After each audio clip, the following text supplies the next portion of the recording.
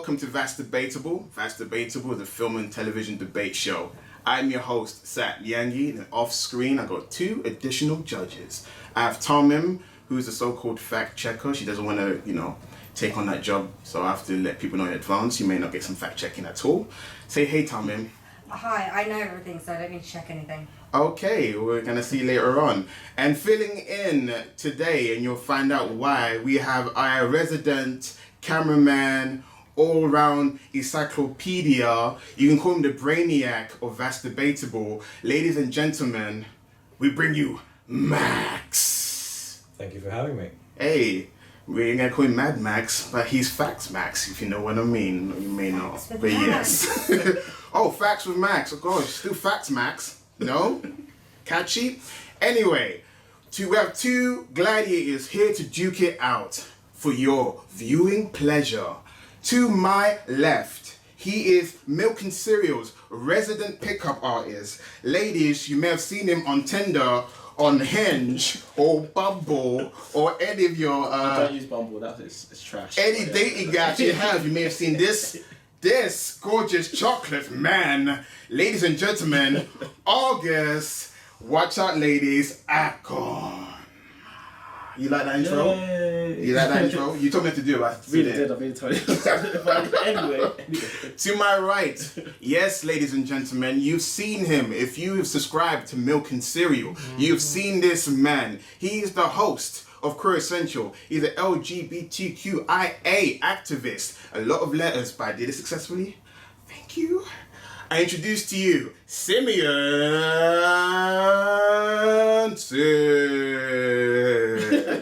Hello. Guys, welcome. Thank you. Usually you're behind the scenes, in front of the camera for the show. I thank both of you for coming in. Oh, you're welcome. I don't know what chronological order we have, but August, you've been here before. You were the first one to shut out and lose all 3 rounds. Yeah. I have to mention it because it's like a redemption story for you, right? No, redemption's when I get my payback with Adele. Oh, okay. Yeah. You want to rematch with her? Oh yeah, I'm challenging her. Yeah, I've said it. Oh, okay. Put it out there. All right. That's something we can work out eventually. But for today, your opponent is Simeon Sims. Now, that's debatable. It's a best of 3. Round 1 and 2, they're each 7 minutes. But round 3 is the wildcard round, which is different. You'll get given the questions on the spot. You'll have 1 minute to think and 1 minute each apiece to state your points. Now, let's get on to round 1. Question for round 1. TV series that was cancelled too early. We're going to go in alphabetical order. We're going to start with you, August. What show have you chosen? The show I went with is Friends from College. It's an original show on Netflix, and it's based around six friends from college who went their separate ways when they left. But now that 2 of them are moving, the 2 married couple, Ethan and Lisa, are now moving back to New York, so they're all back together, and they try to reunite that friendship dynamic group again. But unbeknown, Ethan's been cheating on her with Sam for the past 20 years. Right, so how many seasons have they been? They had 2 seasons. And they've been cancelled after 2 seasons? Yep. Okay. Yep. Let's go on to Simeon. What have you chosen for your show? I chose True Calling. Stars in Liza Dushku, which is a med student who has just graduated and who tries to get an intern at a hospital.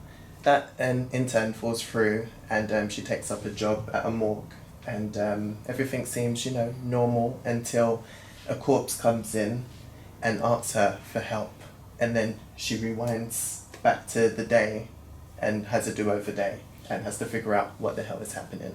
All right, thank you guys. Yeah, thanks for introducing your points. Let's start the clock now and start debating your shows. Let's get it on. Fight.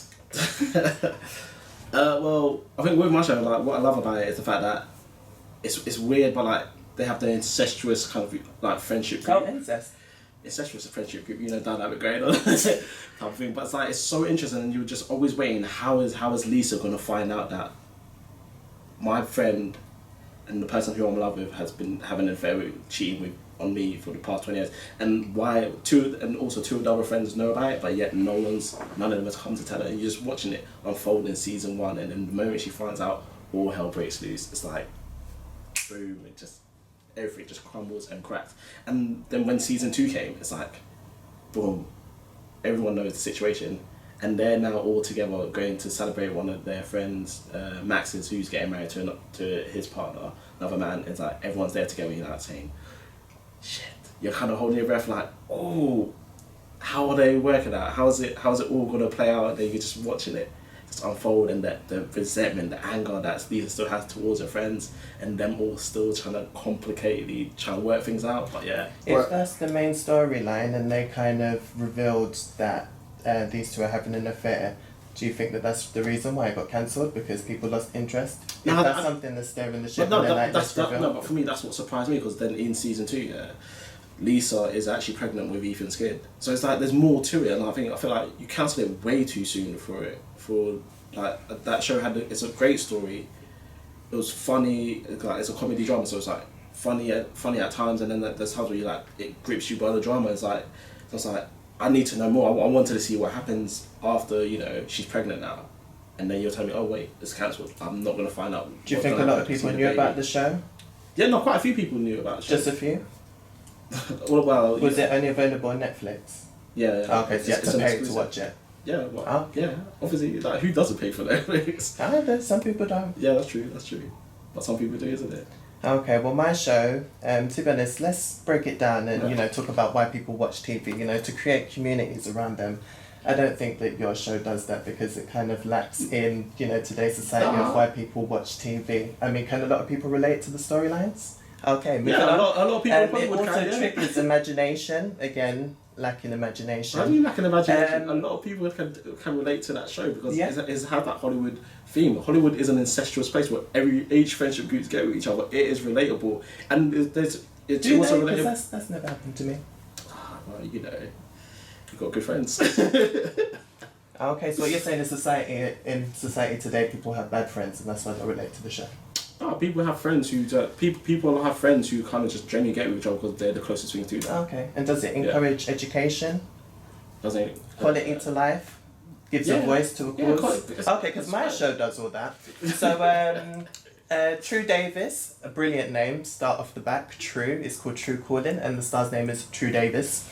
A med student who takes a job at a city morgue, and then you think that everything is normal until this corpse wakes up and says, "Help me."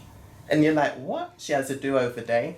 Amazing. Science fiction. Who doesn't like a bit of science fiction? It stars Eliza Dushku, who was in Buffy the Vampire Slayer's Faith. So because of that role, the show already started a fan base for the show because of her. However, Buffy critics and fans did judge it quite harshly because of her role, and because of this role that she took, she turned down a potential Faith series. So good on her for doing that and trying to come out of her comfort zone and do something different. It aired on Fox. She turned down a Faith series? Yeah, she did. Because maybe she felt that it wouldn't hold enough weight to it, because it's like when people try and do things on their own, sometimes it falls apart. Maybe she thought that character... Clearly this didn't hold enough weight to it. Well, you know what, I'll tell you why. How many seasons did it have? 2. 2. Right. But it did get cancelled halfway through, so it did come to a complete halt. It didn't even finish? No, it didn't wrap up. Wow. I know, so shocking. It did deserve to be cancelled then? No, it didn't, because let me tell you why. So what happened was the writers made a bit of a mistake. Now, they didn't answer the typical questions, of who, what, where, when, and how. They knew the answers to these questions, but they wanted to slowly reveal, because, this is a very complex show, all right? You've got the story of the main character and her having do-over days, and then you're trying to figure out why. You've got the past of her mum dying, and then thinking, it slowly gets revealed that might be related to this new power that she has. Then you've got Jason Presley, I believe it is, who was the actor that was in the original 90210. He comes on the scene, mysterious, gorgeous man. You're thinking, and it turns out he is her opposite. So while she relives the days and tries to save the people, he relives the days and tries to make sure that they stay dead. Complex. No, man. You've got the relationship between her family, her sister who's on drugs, her brother who's a no good gambling addict bum. You know, you've got the love interest. You've got Matt Bomber, the gorgeous Matt Bomber, who I didn't know was gay until after I watched the show. And then, you know, you've got that love interest. Oh, 30 seconds each for your point. August. Okay, quick. It's a great show, brilliant incestuous friendship dynamic, aka Hollywood, and fantastic cast. Also, but again, Netflix does that thing where it just cancels shows a bit too soon. For example, The OA's been cancelled. Santa Clarita has been cancelled. It's like I feel that they cancelled great shows a bit too soon. So yeah. Simeon? All right, so brilliant start off with the song, you know, by Full Blown Roses, an alternative rock band. Amazing show with lots of twists and turns. It makes you fall in love with the characters. Even the villains of the show, it makes you sympathise with them. You know, you've got someone who's trying to stop people from, you know, living another day, and then you kind of sympathise with them and think, oh, why are they doing the things that they're doing? And maybe people should stay dead once they're dead. You know, it's science fiction. It got cancelled because at the time there was a lot of science fiction shows at the same time, and they had to compete. Even though there was only 2 seasons, it aired for 8 years. Thank you. 1.5. Okay, Don't say 2. Right, end of round 1. Thank you, guys. All right, I'm going to go straight on to the judges. Tommy? Okay, Gus, you did so much better than last time. August, by the way. August, sorry, I keep saying it. August, you did so much better than last time. But other than the narrative, you didn't tell me much. And the narrative is generic. It's something that we've seen over and over again. You should have talked about the stars, because I haven't watched either of the shows. Okay. But you should. I know bits about both of them. So the cast was amazing. Yeah, there were cast, yeah. there are array of comedy characters, comedy actors. Sorry, but you didn't mention it. And the fact that it got 2 seasons over Simeon's 1.5 seasons doesn't mean much, because Netflix, they're all produced before they're even aired. Whereas Simeon's one's a traditional TV show, so they had to go by ratings as it was going along. And it was back in 2003. Yeah, wasn't that it? is correct. Yeah, 2003 to 2005, yeah. Mm-hmm. And I think there was a bit of a And delay. then it got aired until 2008. Yeah. Okay. So wait, his one, Simeon- you one had the delay then? Sorry? I think there was a delay because there's always breaks in between Yes. traditional American television anyway, throughout summer and Christmas, and even in between. Whereas you've got the binge-worthy Netflix shows, but do they really hold up against traditional ones? Who knows? No, they really do though. Do they though? Because you sit there. and watch this is it not a one debate sitting. between you two. Okay, Please, okay. let's switch it. it What point. they do. Comments for Simeon. Comments for Simeon. I'm a TV person. Comments for Simeon.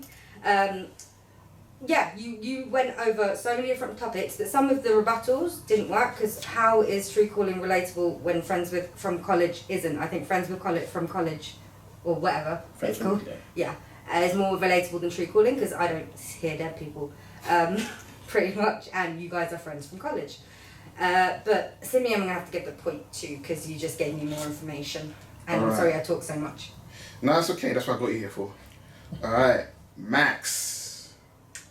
Thank you, gentlemen, for your points. I'll start with August. August, I enjoyed your explanation of basically the why your show is gripping, why it's important. That is based on the group dynamic, that is based around relationships, so it's very relatable. However, what I missed from you is explanation of the potential of this show.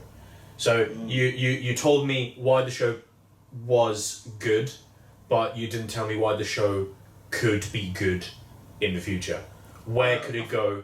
Fair enough. Why would it be good if it followed? So I missed that from you, I have to say. Also, Simeon did touch on this. You didn't. This is more of a factual thing. Is that you didn't mention why the show was cancelled. If it did poorly, or if it ran out of funding, or if it was. No, but I think it was negative critical reaction as well for friends from college. Yes, Yeah, but August didn't really. Yeah, I know. Didn't really mention. This is more of a factual thing. This is not a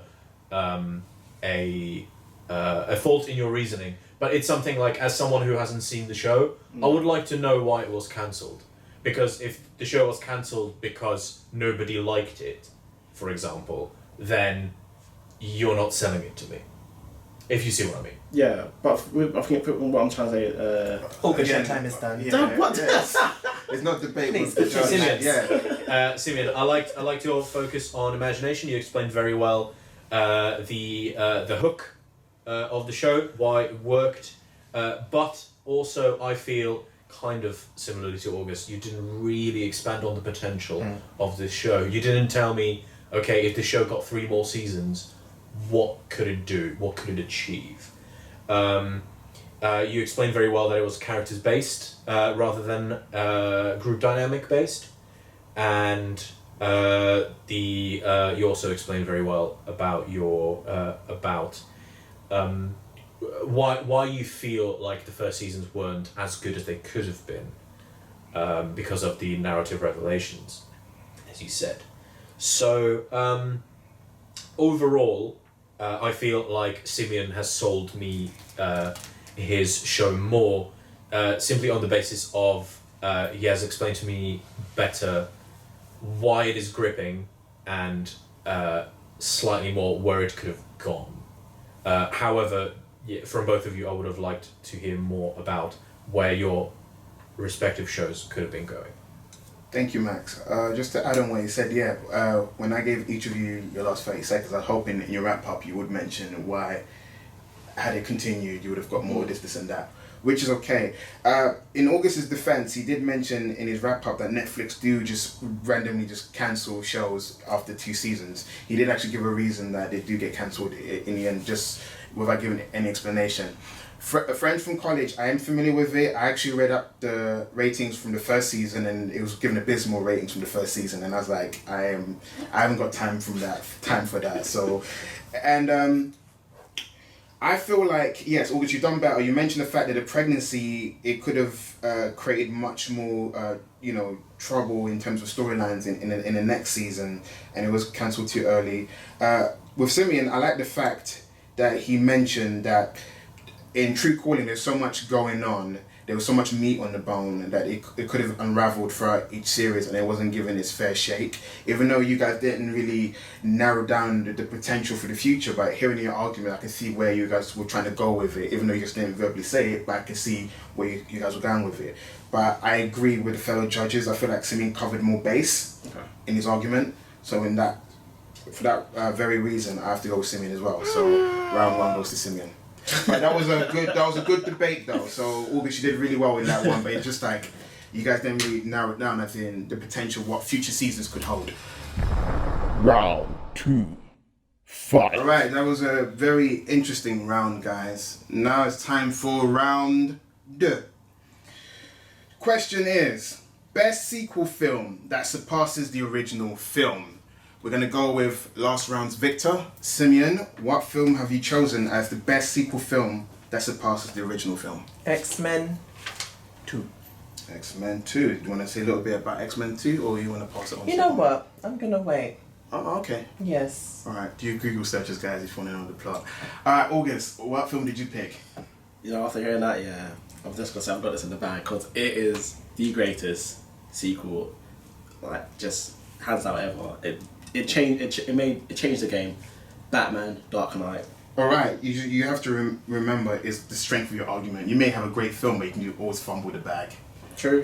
All right. But it is the greatest film. All right, okay. You guys debate your point. Let's get it on. Fight. Right, so everyone was excited when X-Men was coming out when it was released in the cinema in the year 2000.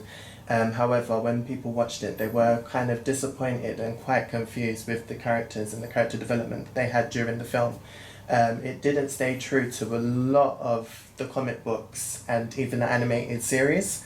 The relationship between Rogue and Iceman, the relationship between Rogue and Mystique in the case of there wasn't one, and that relationship is so iconic within the Marvel universe and X-Men. It's a story of loss, adoption, adolescence, coming of age, motherhood, and it was just completely flat.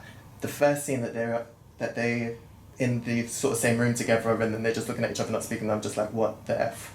The relationship love story between Iceman and Rogue, again, what the F? First 30 seconds of the film, a complete waste. It's Xavier explaining what mutants is. Now, X-Men 2.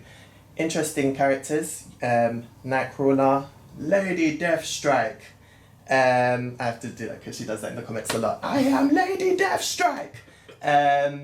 Great scenes. You've got the scene in the beginning at the White House where Nightcrawler's beating and taking down all the guards, and him flashing between rooms, and just before he kills the president.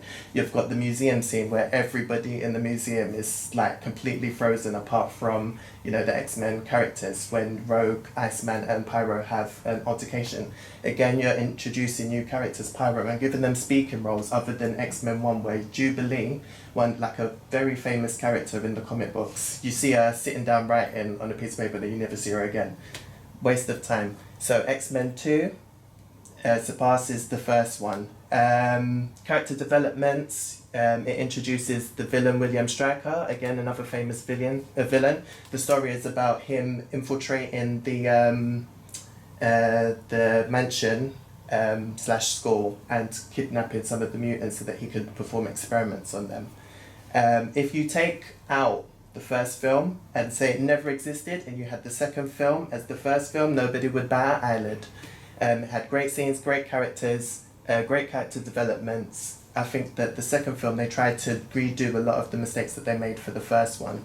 In terms of figures, X-Men 2 generated more revenue at the box office than a lot of the films. I had to double check this on a few websites because even I was shocked. It done better than X-Men Origins, First Class, The Wolverine, Apocalypse, and Dark Alright, Phoenix. Simeon, thanks, but I have to give over to August so you can debate your point as well. Right, well, with Batman Dark Knight, actually, I think the one character who everyone's like in the beginning just hating, like Heath Ledger playing the Joker. Everybody was against this guy playing the Joker, and the way he delivered the character was the greatest Joker of all. Do you have proof of that people hated that he was the Joker? Oh yeah, in the beginning when they found out that Heath Ledger's going to play, like you hear people commenting like why Heath Ledger, like it's all over the internet until he delivered that role, and people was like, well, this guy just took it out of the bag. And the first intro scene is like where you got the everyone those burgers wearing a mask and then shooting off into the building, and you got Heath Ledger character Joker holding the mask, and the bus just gets onto it. Just heads into it, and each of them gradually breaking into it, and like boom, randomly, it's like got the mask on. It's like I've just finished this thing. Like it's like I'm done. It's like shoots him, and I'm like whoa. I thought you were thinking like this is a team effort, and as they break into it, Who was shooting who? There's a group of like robbers, and then they're all like gradually robbing the bank, but each person's like killing each other off. Like that way you get more money for yourself. Like the boss told me, the boss told me when you're done, shoots him in the head. And again, that happens again, and then there's another guy confronts him. I know the boss told you to shoot me, but he's like, nah. He's like, no, the boss didn't tell me to shoot you. The boss told me to shoot the bus driver. He's like, bus driver? Bus out of nowhere comes, whacks him about, and then kills the other guy, and he just slightly goes off. It's just so beautifully done. The way it's shot, everything about it is just absolutely August, I'm going to glorious. stop you there. Yeah. So you're telling me why it's a great film, but you're not telling me why it's a good sequel. What I know. Well, my point is this: why it's a good sequel is because it outdone the first one. The story was gripping. The Joker as the villain was deep. He just made it what it was, and then to the point where you got what's his name, Two-Face. Started off as the good guy, the White Knight, slightly opposite to the Dark Knight, but instantly the Joker turns him into the bad guy. It's like just the switch of it, and you didn't really see much of him on screen, but you're so believable and gripping to that. You're like, whoa, and it's just each scene just captured you bit by bit, and to the point where you're questioning your own morality, to the point where the Joker has like these two ships, and people have to make their decision: kill the other crew, and we'll survive, and vice versa. The reason why I think X-Men 2 is a better sequel is because in the first one they made a lot of mistakes, and there's a lot of video essays on those mistakes. So, for instance... Your last 30 seconds wrapping up, Simeon. As I said, they made a lot of mistakes. In terms of continuity, which is something that people always look out for, Hugh Jackman is a lot more fit and more bulky in the beginning of the film, and then loses that in the second film because the way they filmed it was the wrong way around. there wasn't as many mistakes in the second film. They've missed the whole kind of idea of, you know, the first class X-Men being Archangel, Beast, Cyclops, Iceman and Jean Grey. They made the mistake of not putting them in the first films and making it stay true to the comics. Whereas in the second one, they introduced more characters, showed more character development, the scenes are better, it's more gripping, action, it done well money. August. Okay, but to be honest, Dark Knight Rises is the better. No disrespect to the X-Men franchise. X-Men franchise doesn't bring the audience in as compared to the Dark Knight. X-Men is actually overall a bad like stories telling it. But with Batman, Dark Knight, even Batman Begins, Batman Dark Knight, even Batman Dark Knight Rises, each one have great stories. Each one have iconic lines. X-Men has no iconic line in Batman. Why so serious? Everybody constantly says that. Dark Knight is the better story. Time. Compared to it. Has the better sequel. Hey, time. Just saying. Time, mate. You need to know time, man. Sorry, but you're passionate about it. Okay, everyone's passionate about it. That's nice. Okay, I'm gonna go straight to Max. Max, what did you think about this round? I think you're going to say what I'm going to say. Possibly. August. You disappoint me. But I do have the better sequel. Let me speak. You have the time to speak. August, you have the you. Even if I was to give you have a better sequel, you didn't tell me why. I did tell you. Do you know what? Fair enough. August. August. August. At no point have you mentioned Batman Begins. What? You haven't mentioned Batman Begins once. We are talking about sequels, and you have not once mentioned the film previous to the film you're talking about. Not a single time have you explained to me why Batman Begins is the worst film, and not a single time have you told me why Dark Knight is the better film of the two. At the end, you try to tell us why Batman is better than X-Men, but that's not necessarily the core of your argument. The core of your argument is, why is Dark Knight better than Batman Begins? And you have not told me that at all. You have given me specific examples of fantastic scenes from The Dark Knight. Okay. You have not given me any examples of scenes from Batman Begins that you felt were superfluous or surplus to requirement. You've not given me anything, I'm afraid. Okay. Simeon, well done. I have to give the point to Simeon here. Simeon has told me about the specific examples of strong scenes from X-Men 2 and very weak scenes from X-Men 1, about what was missing from X-Men 1 that was then rectified in X-Men 2, mistakes, screenwriting mistakes, about characterization, and yes, as I said, you told me very specifically what was wrong with X-Men 1 and what was then better in X-Men 2. So my point goes to Simeon. Alright, Tommen? That was brutal. But August, I think you over-explain very few points. I think you need to do what Simeon does and bullet points it, because he covered so much. He covered financials. He brought up scenes just like you did, but he didn't over-explain. He was able to pick out iconic scenes that we could picture in our heads. You already did that with the bank robbing scene. Everyone knows that scene. And you latched on to Heath Ledger a bit too much, because I don't think there was as much furor as you think there was, because the marketing started 6 months before the movie even came out, so people were excited. The original Batman Begins was actually a good film, so people were excited about the sequel. And yeah, you didn't mention, you didn't say the words Batman Begins, so even if you told me how good the film was, and I agreed with you that Dark Knight was an amazing film, you didn't bring it up and you didn't tell me why it was better than Batman Begins. Cool.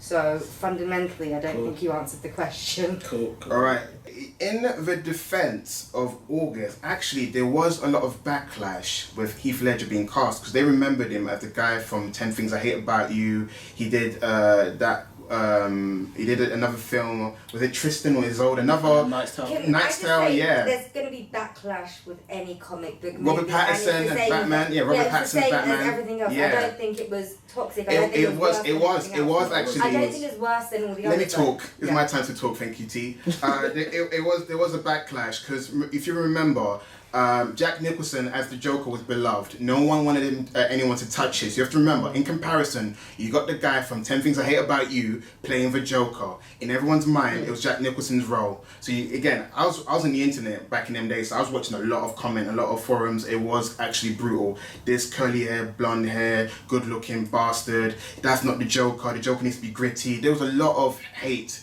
because they felt like he was a rom-com actor, even though he's earned his stripes since doing those early roles. Anyway, back to the actual back. And again, it's not a debate between us. It's not a debate between us. Come on, let me do my piece. I'll let you speak. Right, August. I like the fact you mentioned, the casting naysayers, but like the other said, you did over-explain the scene. I actually put in brackets, why does it surpass Batman Begins? Because that was like the main thing I didn't get from you. Simeon, I'm not going to go over what the other says. You did bullet point everything, but the one thing you did not mention, because you mentioned how X-Men 1 wasn't faithful to the original comics and TV series, but you didn't mention what made X-Men 2 more faithful. You mentioned the additional characters that are probably missing, but you didn't tell me if they rectified it. Did they retcon the character relationships? No. You're all done. That's the one thing I didn't get from you. But like everyone else, I agree you covered more of the points. For that reason, I'm giving the point to Simeon as well. But August, that was galling. You've done so much better than the last time, so don't. Forget it. Let's yeah, alright. Final round, fight!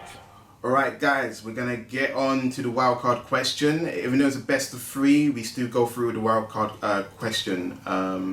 So, are you two ready for this? Yeah, no. Let's do this. Okay. The wildcard question is best romantic comedy. Time starts now. 2 hours later. And time. Thank you. Right. Sam? Yeah. Sorry. Since you were the victim of the last round, you go first. What film did you pick as the best romantic comedy film? The film that I picked is Monster-in-Law. The reason why I picked it is because it stars, the beautiful Jennifer Lopez, who I like in a lot of films. Sorry if I got her name wrong, but I think it's Jane Fonda as the mother-in-law. And then the comedian Wanda Skies, which I absolutely love, who has stand-up on Netflix. It relates to a lot of people, a woman who's with a man whose mother doesn't approve of her. Friends that I know have that similar situation, whose mothers are a bit overbearing and try to get involved in a relationship and act as a third wheel. You've got the wedding scene, the fight between the mother and the mother-in-law where they slap each other in the face, which you don't expect. Absolutely hilarious. The jokes punch and hit very well. And it's a film that you can watch over and over again. It relates to a lot of people. It has good scenes. Even the cinematography of it actually is really capturing and really beautiful and really sets the tone for the nature of the film. Okay, the time. Okay, August. As soon as you the film you've chosen, and as soon as you go in when I start. The film I pick is Crazy Stupid Love. Love the first scene of it when they're in the restaurant and they're talking about what they want to get, and then the moment they say it together, it's like, she says I want a divorce, he says something about a certain dessert, get into the car, and then they're like on their way driving home. He's like, she's trying to explain the situation and how she just randomly slept with this guy. It's like Kevin, and he's like, I'm gonna threatens her, I'm gonna roll out the car, opens the door, roll out the car. It's hilariously funny, great cast. Absolutely joyous to watch, and especially the relationship between the wife, the children, and how it all unfolds. You also get Ryan Gosling, who also plays who turns his life around, kind of makes the wife regret how ruled the day that she ever dismiss you like that, and just absolutely turns his life around. He's wearing the best suit, getting the best sex of his life. And the most funny part that he slept with the kid's teacher, the moment that it goes to the parents' evening, it's like that clash is like, oh my gosh. And then he tries to cover it up saying, that she's a drug, she's an alcohol. Time. Okay, cool. Okay, Tommy. Simeon, it's called Monster-in-Law. And you told me a lot about the relationship between the mother-in-law and the fiance, but is it a romantic comedy? You didn't say anything about her relationship other than the wedding, so I don't know if there's any focus on the son or anything. So I don't think you really answered the question. August, you picked probably the best movie you probably could have picked that was released in the last 10 years, in my opinion. Because it's called Crazy Stupid Love. Some stuff you got factually correct. You're right, there was an amazing cast, but it was Steve Carell rather than Ryan Gosling. No, I mean that Ryan Gosling is the one who changes his life. You weren't really clear, Yeah, because fair you enough. said the only person you mentioned was Ryan Gosling. Sorry. So I thought you were going to talk about his relationship to the Emma Stone character, which you didn't. You were talking about Steve Carell, which is fine because I caught up, but people that hadn't watched the movie wouldn't have done. So I'm going to have to go with August just because I think the movie answers the question better. Max. So you gave the point to August. Yeah. I'm gonna have to agree. My point will also go to August. I haven't seen either of these films, admittedly, so I'm purely going off of what you have told me about them. Simeon, you have told me about a stellar cast, about why the film is relatable with its family drama. But ultimately, you explained to me where the comedy is, but you didn't tell me where the romance is. August, similar thing. You explained to me where the drama comes from. Yeah, you showed me where the comedy comes from, and you also touched upon where the romance is, coming from. So you hit the basis for me. You also mentioned the stellar cast, although you haven't sort of named it out as well as Simeon. And I would have liked to know who is in the film. You know, who I should be looking forward to watching. But yes, simply because I feel like August has answered the question better, because he has touched both on where's the romance and where is the comedy. My point goes also to August. Thank you, Max. You two again. Wildcard questions are really hard and also petrifying. You each have a minute, so I have to thank you very much for doing it, and also thank you very much for coming up with a film on the spot and writing your notes on the spot. So I have to thank you in advance before I begin. Like the other two judges, I agree. You both didn't sell me on why it was the best romantic comedy, because in essence that is the question. But by proxy, again, Sim, you've done a great job mentioning why the mother acts as the third wheel, how it's relatable to relationships. I like the fact you use to make it more relatable, personal relationships in real life when people go through that kind of strife. August, you've always been great at explaining scenes, but you also have the habit of latching onto scenes instead of you explain the scenes, but also you didn't introduce who the cast was. It's okay if you don't do the director, that's okay, people can do Google searches, but it would have been great to set the scene, who's in the film and so forth. But by proxy, if you explain more of the love story, I'm also going to give the point to August. But overall, the winner of this debate is Simeon Sims. Oh my god! Congratulations.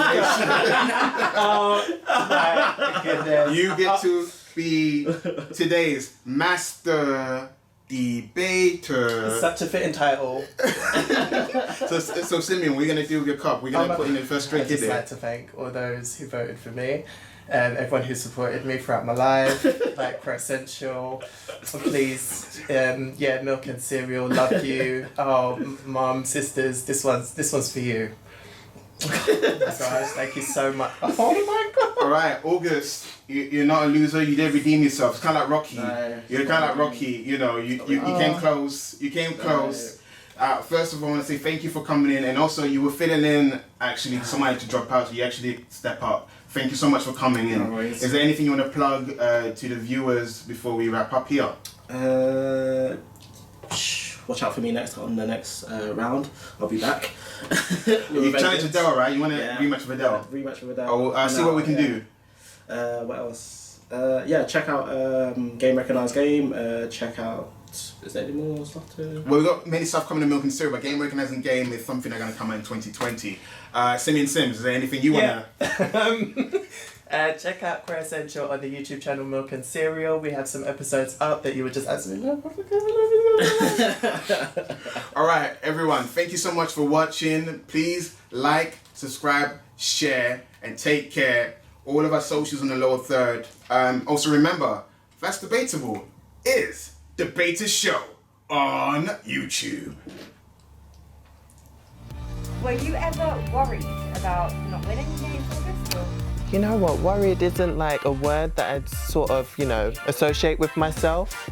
I feel crushed, really. Ryan Gosling is shirtless. You can get them clips off of the internet, you know, just go on images and this is fine. Don't need to watch a whole film for that.